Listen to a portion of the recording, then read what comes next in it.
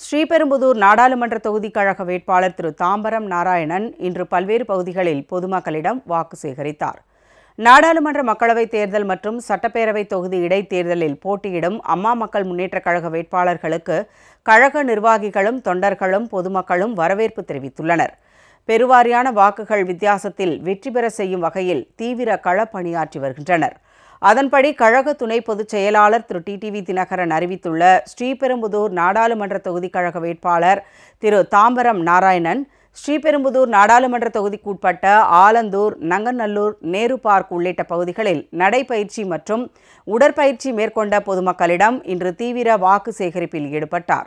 மேலும் அப்பகுதியில் உள்ள பொதுமக்களிடம் குறைகளை கேட்டறிந்து அதனை நிவர்த்தி செய்வதாக அவர்களிடம் வாக்குறுதி அளித்தார்.